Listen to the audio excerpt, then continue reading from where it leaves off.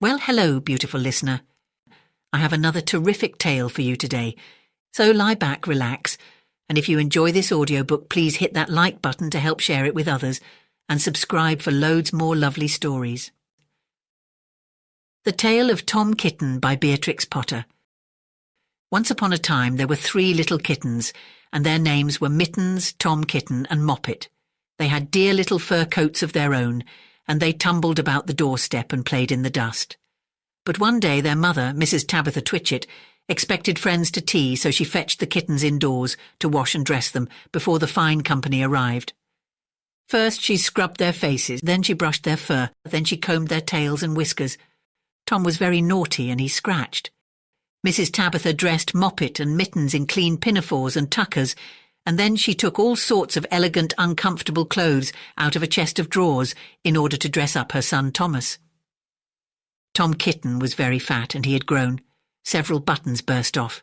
His mother sewed them on again.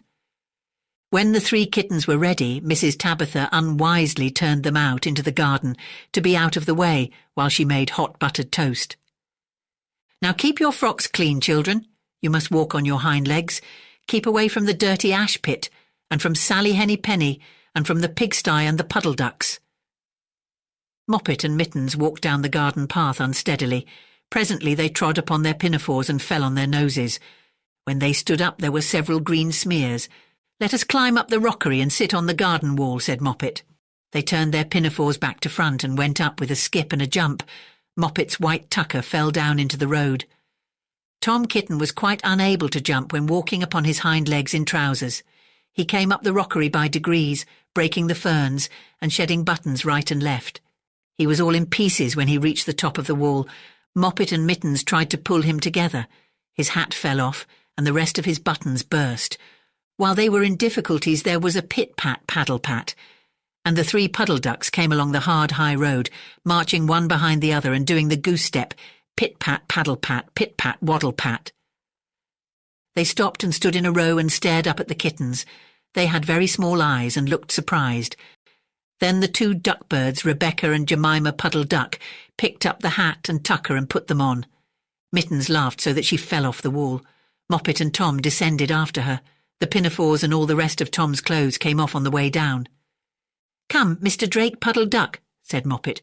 "Come and help us to dress him. Come and button up Tom." Mr. Drake Puddle Duck advanced in a slow, sideways manner and picked up the various articles. But he put them on himself. They fitted him even worse than Tom Kitten. "It's a very fine morning," said Mr. Drake Puddle Duck, and he and Jemima and Rebecca Puddle Duck set off up the road, keeping step, pit-pat, paddle-pat, pit-pat, waddle-pat. Then Tabitha Twitchit came down the garden and found her kittens on the wall with no clothes on. She pulled them off the wall, smacked them, and took them back to the house. "My friends will arrive in a minute, and you are not fit to be seen. I am affronted," said Mrs. Tabitha Twitchit. She sent them upstairs, and I am sorry to say she told her friends that they were in bed with the measles, which was not true. Quite the contrary, they were not in bed, not in the least. Somehow there were very extraordinary noises overhead, which disturbed the dignity and repose of the tea party. And I think that some day I shall have to make another, larger book to tell you more about Tom Kitten. As for the puddle ducks, they went into a pond. The clothes all came off directly because there were no buttons, and Mr. Drake Puddle Duck and Jemima and Rebecca have been looking for them ever since. Thank you for listening.